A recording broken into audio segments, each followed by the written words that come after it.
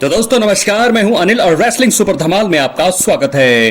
तो दोस्तों WWE WrestleMania 40 के बाद स्मैकडाउन के पहले एपिसोड में सोलो सिकोआ ने टामा टोंगा के साथ मिलकर जिमी ऊसो के ऊपर खतरनाक हमला किया था।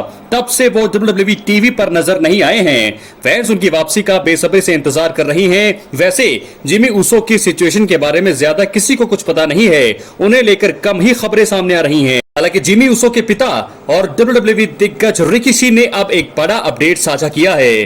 दोस्तों बता दें, रेसलमेनिया 40 में जिमी ऊसो को जे ऊसो के खिलाफ हार का सामना करना पड़ा था। इसके बाद स्मैकडाउन का शो उनके लिए बिल्कुल भी अच्छा नहीं रहा।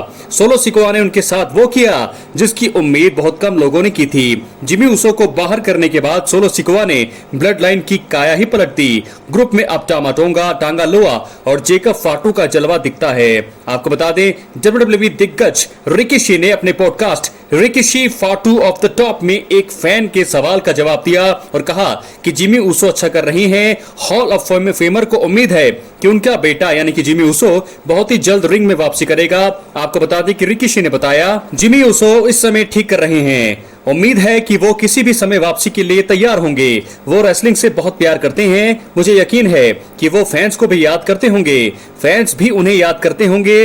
वो बहुत अच्छा कर रहे हैं। उनके पास अपनी बॉडी और दिमाग को आराम देने के लिए कुछ समय है। उम्मीद है कि हम जल्दी ही उन्हें रिंग में देख पाएंगे। तो दोस्तों ये बयान है उनके पिता रिकी का। क्या है आपकी राय? राय कमेंट बॉक्स में जरूर दें। हालांकि उन्होंने कोई डेट यहाँ पर स्पष्ट नहीं की है कि वो कब वापसी करेंगे, लेकिन उन्होंने कहा है कि वो पूरी तरह से तैयार हैं और वो जल्दी ही WWE रिंग में वापसी करेंगे। तो दोस्तों आपको बता दें, समरस्लैम 2024 में रोमन रेंस ने वापसी कर सोलो सिकोआ के ऊपर अटैक किया था। तब से जिमी ऊसो की वापसी की अटकलें भी तेज हो गई हैं। रिकी ने संकेत दे दिए हैं कि अब वो बहुत जल्दी वापसी करने वाले हैं। इसका मतलब है कि अब सोलो सिकोआ और उनके साथियों को सतर्क रहना पड़ेगा। जिमी ऊसो कभी भी रिंग में एंट्री कर नई ब्लड लाइन की बैंड बजा सकते हैं। यानी कि दोस्तों मेरी तरफ से तो ऐसा लगता है मुझे कि रोमन रेंस के साथ ही वो एंट्री करेंगे।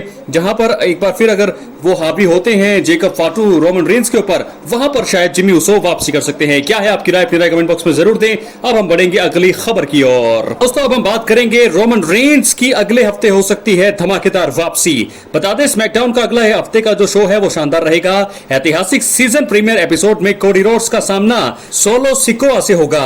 आपको बता दें कि ये एक स्टील केज मुकाबला होगा। मुकाबले में बवाल मचना तय है। सोलो सिकोआ के पास एक बार फिर टाइटल जीतने का मौका होगा। पिछले महीने वो नाकाम रहे थे। खैर, इस वीडियो में हम दोस्तों उन 3 तरीकों के बारे में बात करने वाले हैं। इनसे स्मैकडाउन के शो में अनडिस्प्यूटेड WWE चैंपियनशिप मैच का अंत हो सकता है। दोस्तों वीडियो के अंत तक इसलिए बने रहें। बात करेंगे सबसे पहले कारण का। क्या स्मैकडाउन में रोमन रेंस की वजह से सोलो सिकोआ को मिलेगी बड़ी सजा?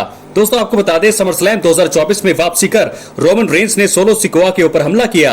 उनकी वजह से ही सोलो सिकोआ को अनडिस्प्यूटेड चैंपियनशिप मुकाबले में हार मिली। इसके बाद लगातार 2 स्मैकडाउन के एपिसोड में रोमन रेंस और ब्लड लाइन की फ्यूड देखने को मिली।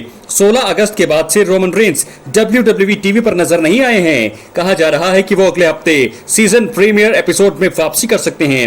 रोमन रेंस वापस आकर अनडिस्प्यूटेड चैंपियनशिप मुकाबले में दखल अंदाजी कर सकते हैं। सोलो सिकोआ के ऊपर अटैक एक बार फिर उनके टाइटल जीतने के सपने को वो खत्म कर सकते हैं। ऐसा हुआ तो फिर कोडी रोड्स अपने टाइटल को आराम से रिटेन करने में एक बार फिर कामयाब हो जाएंगे। तो दोस्तों अब बात होगी दूसरे कारण की। स्मैकडाउन में लंबे समय से द ब्लड लाइन के साथ राइवलरी में कोडी रोड्स शामिल हैं। समरस्लैम 2024 में रोमन रेंस की वापसी के कारण ही वो सोलो सिकोआ के ऊपर जीत हासिल करने में कामयाब रहे थे।